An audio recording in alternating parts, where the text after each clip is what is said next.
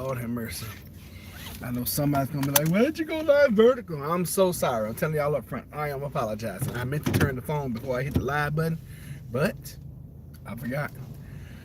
So welcome back to Plant-Based Homestead Prepper, where we make prepping fun.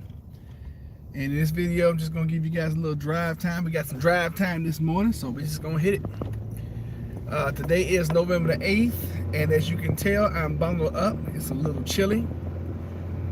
And to be honest with you, if I was going to go play golf, I would be in something similar, except I would wear this type of hat if I was going to go play golf, which I would love to be doing right now. I had a situation this weekend where I was playing. I played with some friends. Well, they're not really friends. They're golf buddies. And I got to the fourth hole, and my boss called. Okay, well, let me back up. At my company, we are going through a phase where they're changing out everybody's company phone. This last 2 weeks, I have had, good morning, Terry. 2 weeks, I have had the emergency phone, which means I'm on call like 24/7. Not even like it is, I'm on call 24/7. So my life is 2 weeks at a time, every month. So I'm on 2 weeks a month of the phone. So my life is held up for 2 weeks consistently because of this phone. Mind you, without any extra pay. Only time I'm making the extra pay is if I get a situation where I have to go and unlock somebody's door, or we got fire flooding or whatever, and I have to go and leave the house and go take care of the situation. So the company is not ever like, oh, hey, you're on call for 2 weeks. So for this 2 weeks, we're paying you $3 more per hour, or we're paying you, whatever per hour. Nothing like that. And a lot of times we answer the phone, and most of the time it's BS. Most of the time it's just people that want to talk to somebody who they've been trying to call the office all week and they haven't gotten anybody. And most of the calls that I get when I'm on call are BS. Either something that can wait till Monday, or something that can wait till the next day, or something that is really not even important at all and can wait for like 2 or 3 weeks. But that's most of the calls. So anyway, this past Saturday, I was out playing. A golf buddy of mine had texted me on probably like Wednesday, hey, you want to go play such and such Friday? I was like, yeah, I would love to, but I got plans with my wife already. And I had, the plans that I had was Jennifer and I was going to go out on the golf course, and she was just going to watch me play because I've gotten so much better than the last time she was with me. Well, lo and behold, that was a terrible round for me. I mean, absolutely just positively trash. And I was all right. I didn't think this was possible. I didn't think I could come back in. I had to go out, reset my whole entire phone, and come back in. So I guess I'll continue with the story. I don't know where we got cut off, but I'll just start from, I had a tea time with the guys on Saturday.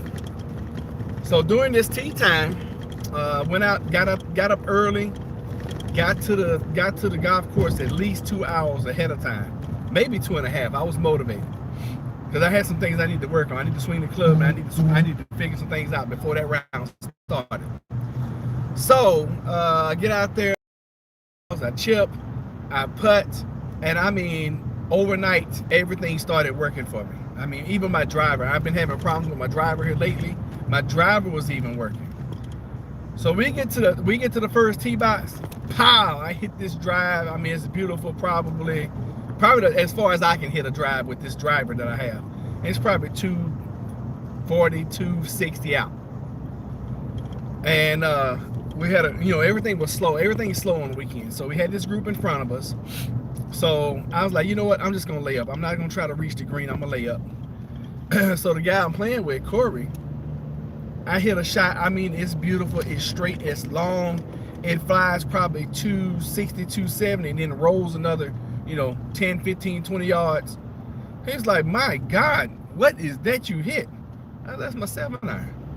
He said, man, you hit your 7-iron farther than I hit my driver. I was like, well, I hit it about 180. I on a consistent, I hit about 170, 180 yards.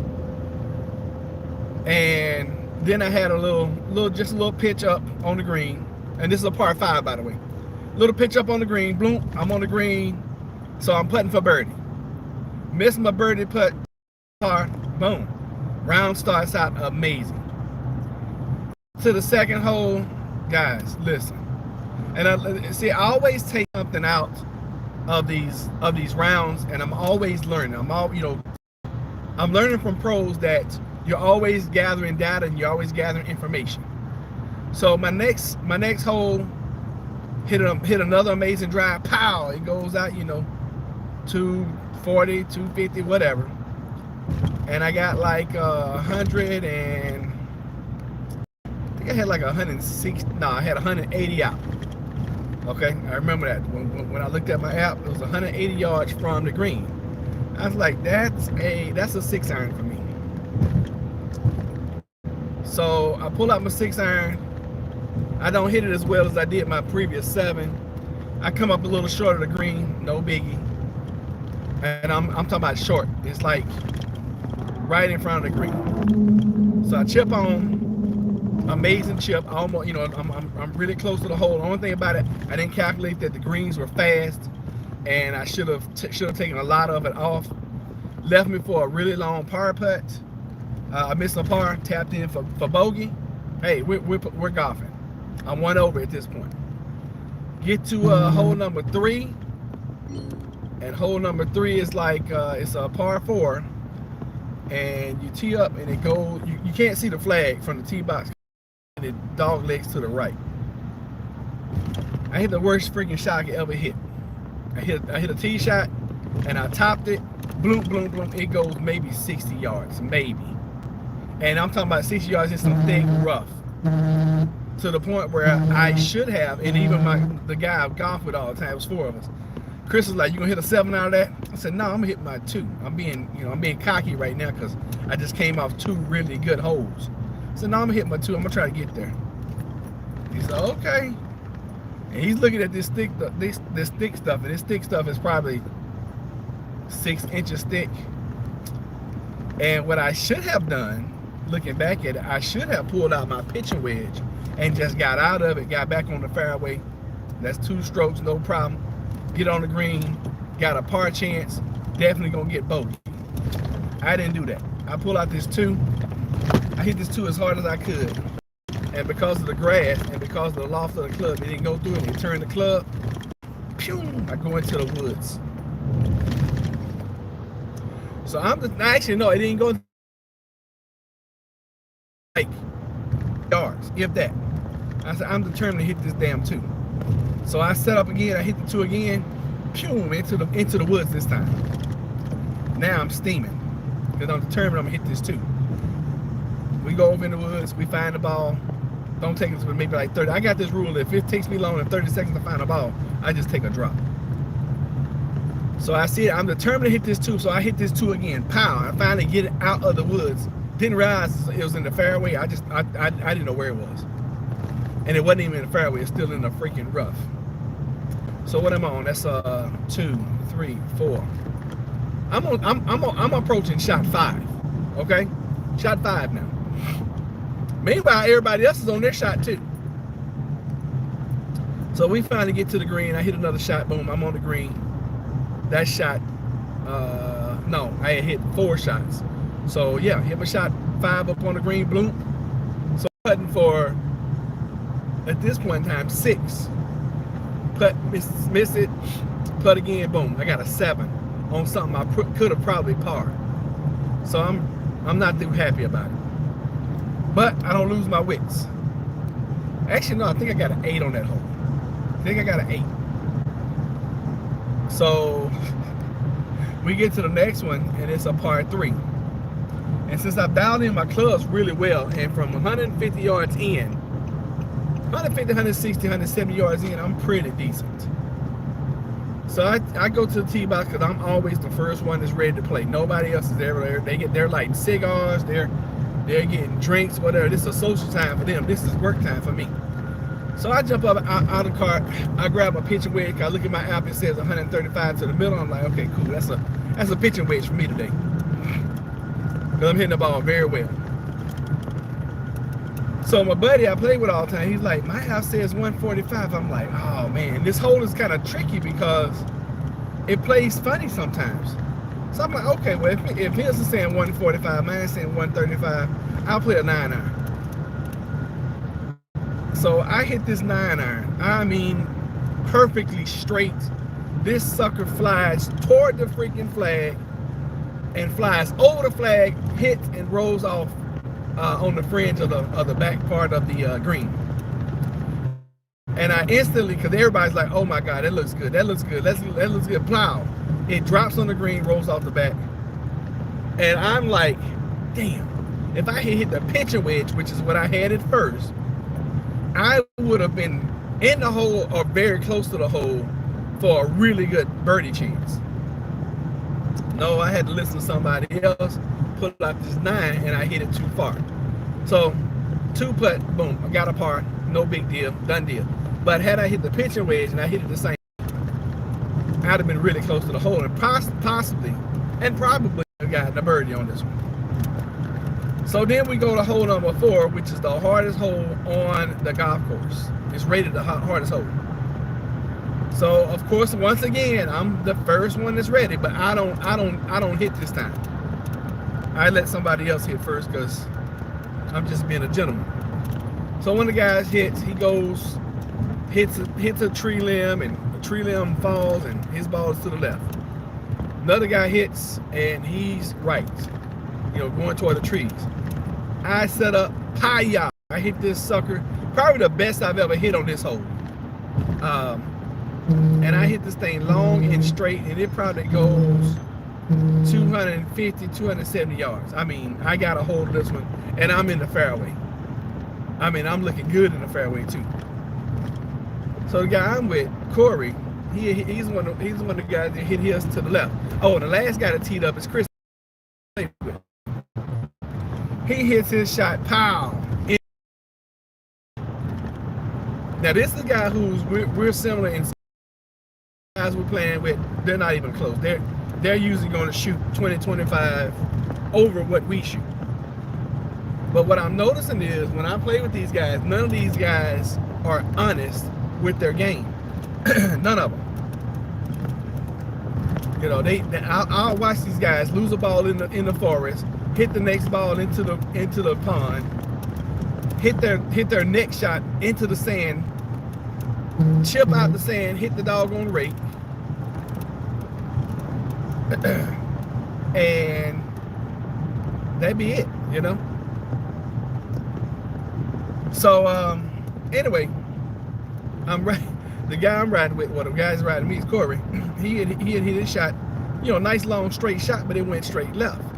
So we're over in this thick rough. We can't find this ball. So we drive out. I was like, there's your ball right there. He picks it up. He's like, this is not my ball. It's a Titleist. I'm like, well, how do you know it's not your ball? Because I had one that had an Ohio State emblem on it. Oh, okay. I see how that would be important to you. I'm sorry. I'm like, well, just hit that ball because we got people playing behind us, blah, blah, blah. So I'm thinking a ball's a ball, right? Especially for these guys. Now, me, I only hit one type of ball. That's it. If I find balls, I usually give them to somebody else, or I save them for somebody else to get to, because I'm trying to become a pro. And what from my pros are telling me, hit the same ball at least for the whole entire season. So that's what you're not going to let me off. You're going to be a dick, huh? You dumbass. And he's texting. And he's getting back over in my lane. Oh my God. People are crazy. People are so crazy. So anyway, y'all forgive my language. I hope he gets a ticket. I really do. Because he just passed 3 cop cars and none of them are paying attention, apparently. So anyway, what upset me about that is I checked my mirrors. Now I got a camera on the back of this truck. I can't see behind me. So I got mirrors on the side. So I rely on the mirrors. I put my signal on when he's way behind me. And I start getting over, and this dude kind of floors it so I don't get in front of him. Then he gets in front of me. I get behind me, and then he jumps over into the lane where I just was. What kind of sense did that make? Then he goes around this big truck right here to get back in the lane where we're about to exit. All while texting at the same time. Deep breaths, deep breaths, deep breaths. Some people just deserve to be tarred and feathered. The end. All right, so back to this round. So this guy gets upset with me because I'm like, okay, well, let's find your ball. He's like, oh, we can look for your ball, but we can't look for my ball. And I'm like, before I even get into an argument with this guy, I'm like, okay, let's look for it. No, I just take this ball right here. Well, dang, you should have just done that in the first place. So he hits this ball. I don't even know where it went, but it was not a good shot. And that's what and I'm like, for you, a ball is a ball. For me, I'm having like the best round of my life. For you, a ball is a ball. And it even got to the point where on the previous hole, he had mishit so bad. We was on hole number 2. He's trying to hit over green number 3 through trees and get back onto the fairway and even get on the green on hole 2 where we were. I'm like, hey, how about you do this? Because there was people up on the green trying to putt. I said, why don't you do this? Why don't I just give you a free drop out in the middle of the fairway? How about that? So that's the kind of people I'm playing with.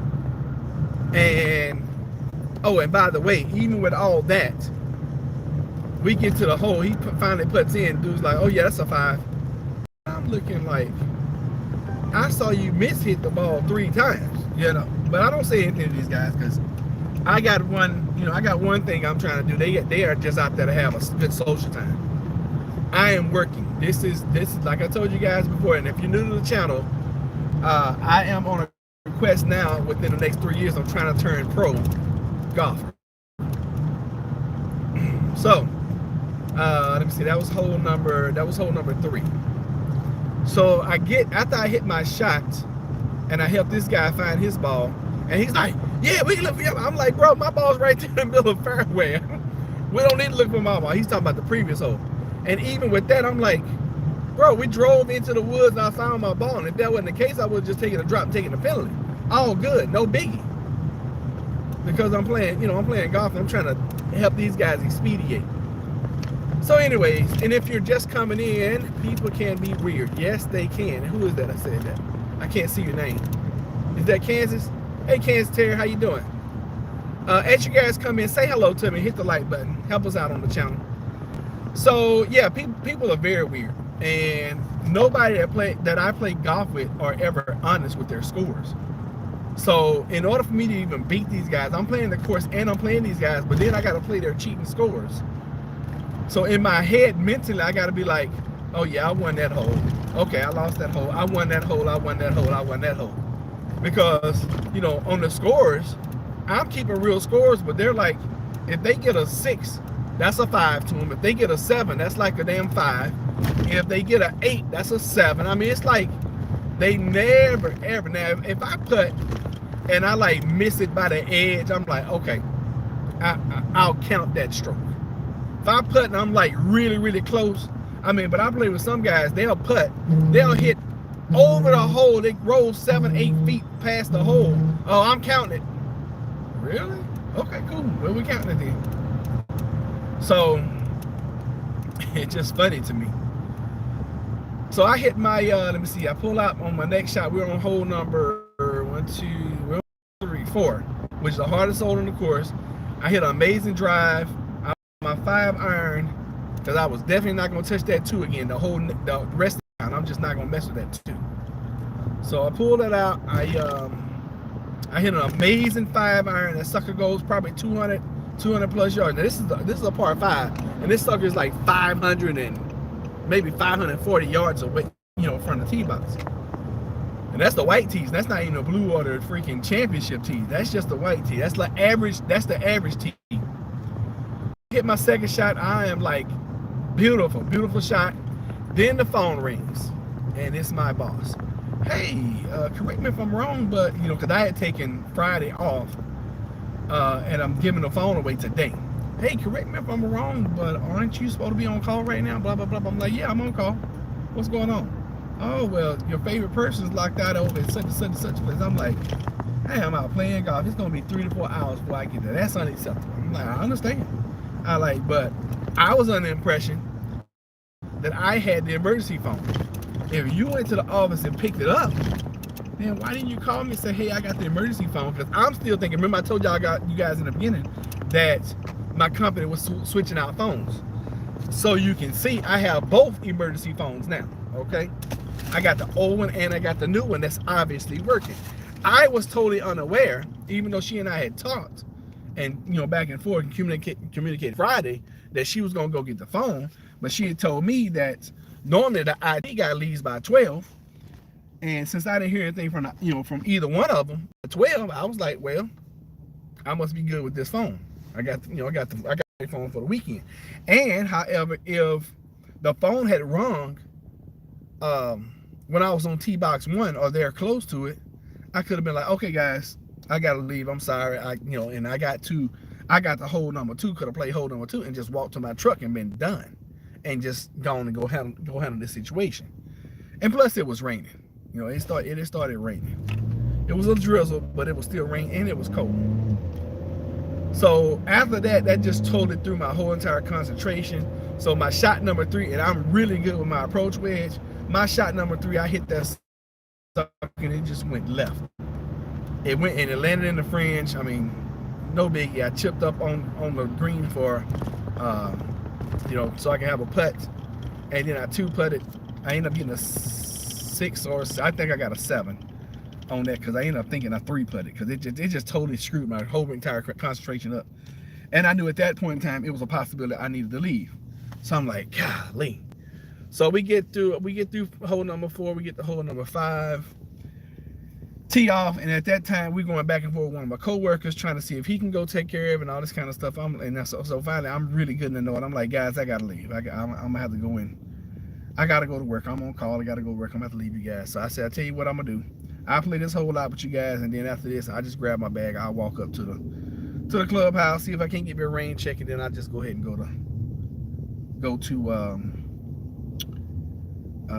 just go to work. And I'm really pissed because I'm like, golly, I'm having a really good round. But after she had called me, my round had started going to crap because let me see, I teed off. I didn't use my driver on this. I know this hole pretty well, so I teed off, hit a good shot right in the middle of the fairway, probably about 160 yards. I had about another 160 yards to go. I probably should have used my 7-iron. I think I ended up hitting a 5 again, and it went off to the right. I'm pretty sure I ended up getting like a bogey on this hole or something, and I had to leave.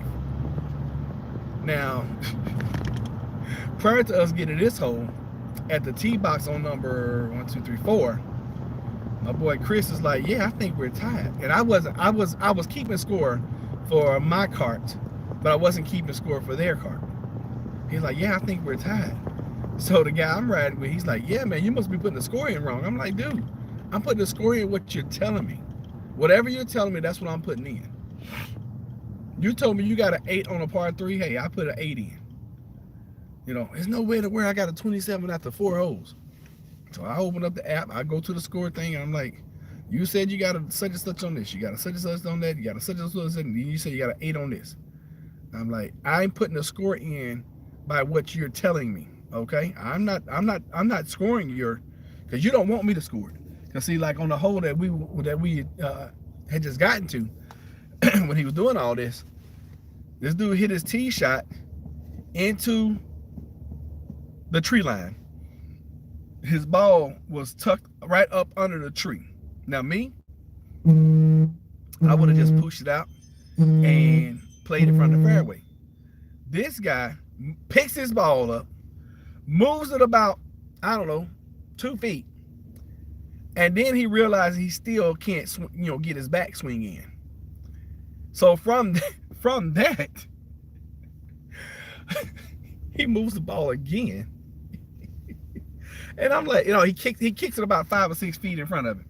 And I'm like, if you're gonna do all that, you might as well just put it in the fairway, right? Because you've already touched it once. That's a stroke penalty. You've already touched it 2 times, that was the second time with your club. Then you kicked it into the fairway, bro. That's 3 strokes right there. So trust me, these guys don't want me to score their round, because I will count every stroke. Because that's the way. Now when my best friend and I play, that's how we play. We put the pressure on each other, and it's like we count every stroke. You are allowed 2 mulligans the whole entire round. One on the front 9, one on the back 9. If you use both of them on hole number 1, you don't have any more mulligans. That's it. And a mulligan, for those that don't know, a mulligan is just, okay, I'm just gonna do that shot over again. All right, no problem. We don't count that. And it's really, it's kind of up to your plan partner where, if you want to take a different line, all that, yeah, you can take a different line. A lot of times when I'm playing with Chris, I'll be like, hey, I hit it into the water, which I rarely do now. I'm gonna let you drop my ball, because we at the course we played, we really don't have any like drop spots and all that kind of stuff. It's just kind of like it's a public course, and it's kind of like do your own thing. So this guy is on shot number 4, even though he's on shot number 2. So he hits it, gets shot number 3, boom, shot number 4, blah blah. I'm the only person out of the whole group that even has a chance. Who's that? Hey, I can't even see who that is. I'm the only person that's in the whole entire group that's actually playing decent, where I'm owning 2 on par 5s. I'm owning 3, or on par 3s I'm owning 1. I'm the only one out this group that is doing that playing that kind of way, and I really wanted to finish this round because I was playing so well, but end up having to go to work. So I text my boss. I'm like, I'm leaving now. I'm gonna go and unlock this door, and then I'll come by your house and pick up the emergency phone. No problem. So I get all the way to the field house. Guy I know up there, I see him up there all the time. I'm like, hey, bro, knowing how you doing, blah, blah, blah, I need a rain check. He's like, man, this little rain, blah, blah. I was like, to be honest with you, I got called into work. I got to go to work. He's like, oh, that's understandable. So he's like, where'd you guys? Like, I got hold number 5. He's like, okay, I'm going to give you the whole rain check for 18. I'm like, I appreciate that. Thank you. So after all this, guys, and then after me fighting traffic, walking all this distance from hole number 5 all the way to the clubhouse, and then to my truck, we're talking about probably 3,000 to 4,000 steps, just right there. I drive all the way to these people's house, probably 45 minutes away from where I was.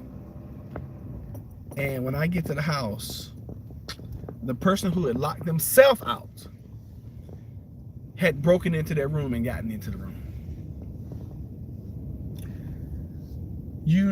I was more upset then than I was to even leave my round of golf. I was so pissed because I'm like, you called apparently like 4 or 5 times to find out when I was going to get here. Why didn't you call back and say, hey, I'm in the room? You can tell the maintenance guy to not worry about it. Come by later on, make sure there's no damage. Blase. Didn't get that. Never got that call. Never. So it's gotten to the point now, guys, where I've got to make a decision. And if I'm gonna really be serious about golf, I have got to do one or 2 things. Either I've got to quit my job and practice golf every single day for 5, 6, 7 hours a day, or 2, keep doing what I'm doing, keep working, and practice golf 2 hours a day like I've been doing, 2 to 3 hours a day. Now, fortunately for us, can you survive without the job? Oh, that's France. Hey, France. That's the good thing. Where we are now, and I told you guys at the beginning of the year that we started mining Bitcoin.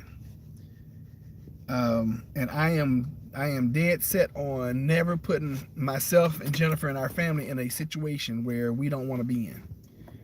So as of right now, we could survive without my job. However, right now it's not the right choice, and it's not the right decision right now. And I thought long and hard about this weekend. I really did. I thought long and hard about it.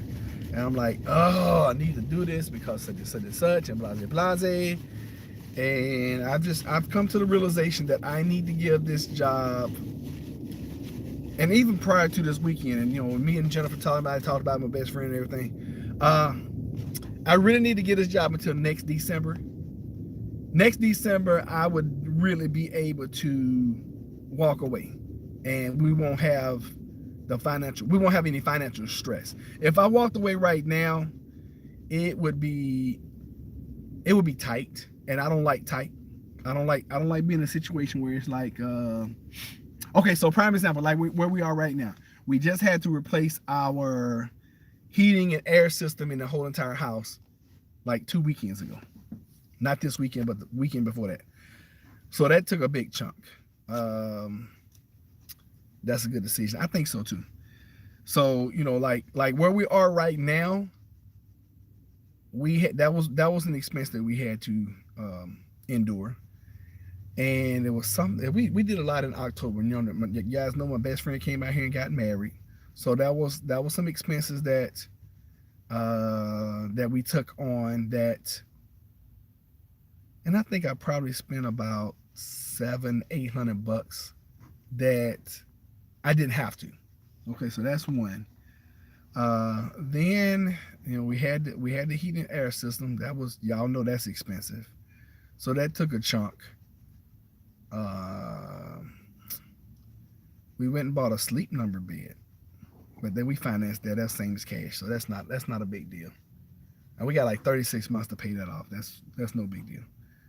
And the way we use debt, let me tell you guys, we don't look at debt as a bad thing. We look at debt as a means to an end. We look at debt is a way that you can get some things you want, but we use debt as an asset, not a liability. And I'm gonna explain to you what I mean. So when we first started mining the Bitcoins, the company that I go through would allow you to do half down, and then they'll finance the other half. So what we did, we charged via credit card. We charged half of it, and when everything got set up, we just make the payment to the company from our mining, from what we mine, and then with the credit card, so far I've been able to just handle it out of pocket, from what from my paycheck. But it's set up to the point where if we need to pull out Bitcoin to pay, especially that bill or any other ones, yeah, we're mining enough where we could. And right now, like I said, we could technically go ahead and I could leave my job. And Jennifer's like, hey, come January, if you want to, you can go ahead and retire if you want to and focus on golf and blah blah blah blah blah. But the way I look at it now, I look at my job as one, it's kind of funding what I'm doing with golf, and then two, it's a pretty easy job. So, and like I keep telling my boss, I'm like, you the only reason I still work here. As long as you don't really get on my nerves and bother me too much, I'll be here for a long time. And she's made me promise her I will give her a 90-day notice. Because I'm not tooting my own horn, I'm not being arrogant or whatever. I'm the best guy that she has. I'm the most efficient, I'm the most timely. I take care of what needs to be taken care of. So yeah, she doesn't want to lose me. And I've been working here 8 years, and I just got a raise like, I don't know, 6-8 months ago, where yeah, and thank goodness I have the boss I have, because if I had somebody else that always had their thumb on me all the time and was always demanding, which this job is demanding, but if you can have a demanding job without your supervisor being demanding on you. And even though she's very demanding, we have a very good working relationship to the point where it doesn't bother me. A lot of times we laugh about a whole bunch of stuff because we deal with people with special needs, and these folks are something else. That's what I can tell you. So now I made a decision that I'm just gonna grin and bear it. I'm gonna just keep doing what I need to do to stay here, and I'm gonna keep practicing and keep hitting balls. Because fortunately for me, I have so much space in the back, in the backyard. My daughter is special needs. I need to get paid for her. I can't get a job. Well, these people that are special needs that I work for, they are more mentally special needy than physical. And I don't know what your daughter is as far as special needs. But what though, working in this industry, I have found that there are so many programs, and I'm sure you know this already. I'm sure you probably already have applied for everything you can apply for. But yeah, keep looking, keep searching, keep trying to find things that will help. Because what I have found out, especially in my adult life, every little thing helps. Every little thing helps. She has brain damage from before birth, mental special needs, trying so hard for help. Now 10 years. Wow. Uh, we had to get help at the Social Security office to figure things out for my son. Don't give up. Keep trying. That's all. That's one thing I can tell you. And there's so many programs, especially here in Virginia. I'm finding that there are so many programs. And I know it's difficult. I know it's tough. I know it's hard. Just from me working with people with special needs, it's just, yeah, it's interesting to say the least. Very interesting. It's very rewarding, though. I can tell you this: it's very rewarding. My life has changed drastically. Yeah, Kansas, they want us to spend 20 days in the ER again, waiting for a mental bed. Really? Wow. How old is your daughter? Is that Kansas? That's France. How old is your daughter, France? And are you able to get any? I'm not sure if you. I know you were in the Navy. I'm not sure if you. Oh, you said 10. Okay, you did say that. I'm not sure if you have Navy medical. I don't know if you retired or what. And I'm sure you've already checked into that. And if you're not retired, you probably don't. But you can always file for your disability through the VA, and that's something I've been saying I was going to do. We have tried so many. Oh, just hang in there. Don't give up. That does not sound right. Keep trying. Keep trying. That's all. I mean, I encourage you to keep pushing, keep trying, keep asking, keep doing whatever, because I have my disability. Yeah, I remember you told me that. Are you a disabled vet? Have you gone through the VA process? Does she have? I don't know what IEP is. And like I've told you guys before, I'm the maintenance side of what we do. Oh, you are disabled. Okay, cool. Well, maybe VA, and I'm sure you've already checked or whatever. Maybe VA can help you in that situation. See, I'm a disabled vet, but I'm not a authorized disabled vet. I've never filed for my disability, and people have been trying for years to get me for decades now. Man, you need to file your disability. You need to file your disability. You need to file your disability. I'm like, I don't even want to go through that crap. Because as you guys know, anytime you're trying to get any kind of assistance from anywhere, they always treat you like you're the criminal. What help are you asking for? Living expenses. Everyone wants to get her into one of those medical places to try to find meds for her. Says she is too severe for outpatient. Oh, okay. I see what you're saying. Keep trying. That's all I can tell you. Just keep on trying. Don't ever give up. You got a tough situation. You do. You really do. And you're disabled yourself. Meds for brain damage. So yeah, but like I said, I've the last 8 years I've worked with people with special needs. I'm on the maintenance side of it. So when they tear up stuff and they break things, I come in and fix them. But I'm finding myself now, after all this time, because a lot of them are getting to know me and everything, and I know them and I know their tendencies, and it's becoming to the point where I'm more of a counselor, because every house I go into, they think I'm their best friend for some reason. I don't know why. But to get in, we need to sleep in the ER for a bed. Yes, Kansas. That is what I asked, and they said they can do it. I would like to give good advice, but I am confused. So let me see here. What else? If you guys want to connect with each other, send some one of y'all, well, both of y'all send an email to Plant Based Homestead Prepper, and I'll forward it over to you guys. Me too for 10 years. Yeah, y'all both send an email to Plant Based Homestead Prepper. I will go in there today, and I'll just forward y'all each other emails. Okay, is that cool? If y'all want to connect. Let's see what else. So that's all. That all happened yesterday. I mean Saturday. Then I looked so forward to the game yesterday, and I wanted to go play again yesterday. At least go to the driving range. But the Cowboys will come on at 1.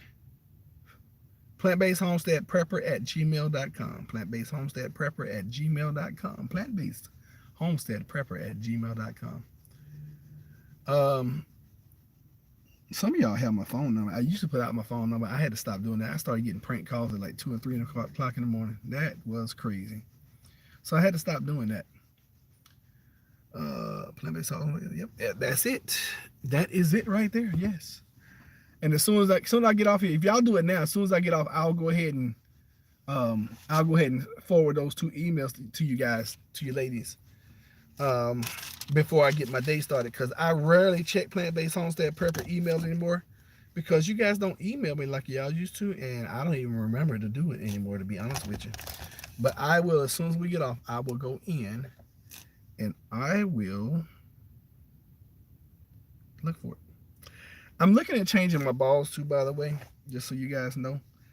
I would like to have a ball that feels soft.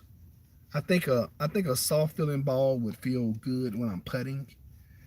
This ball is much lighter than this ball. I hit a what is called a nitro right now. It's a really cheap ball. You can get a box of 45 of them from Walmart for like 22 bucks.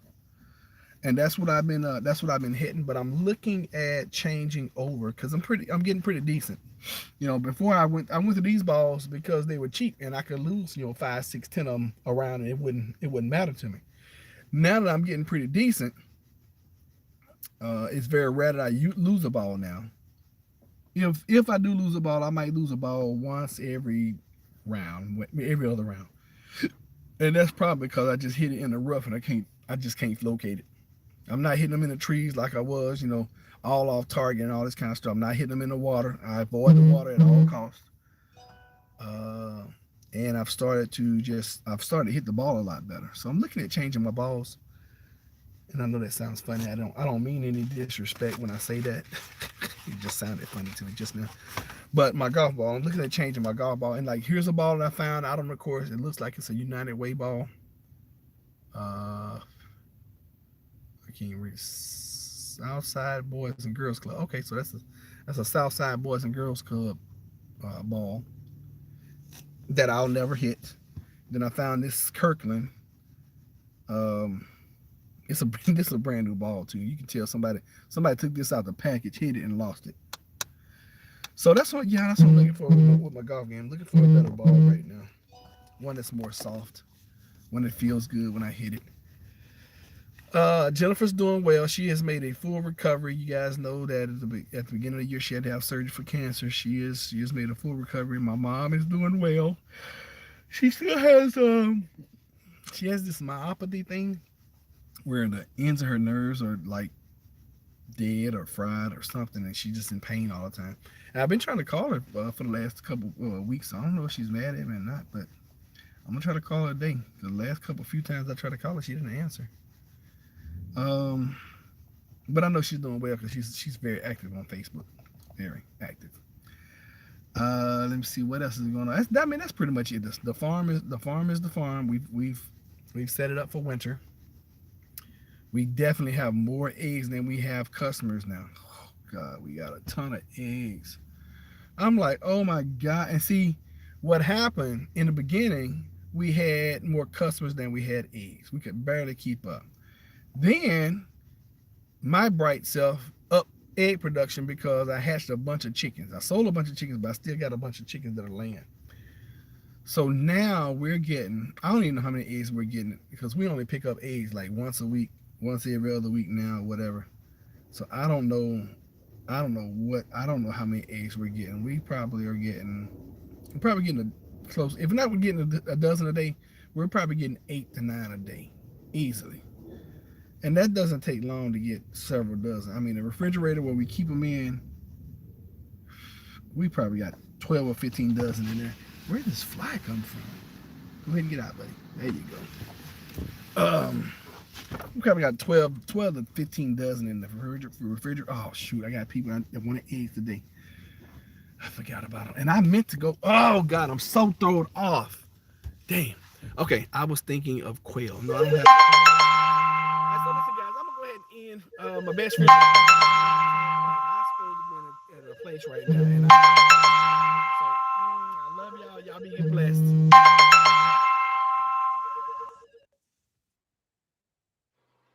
Johnson.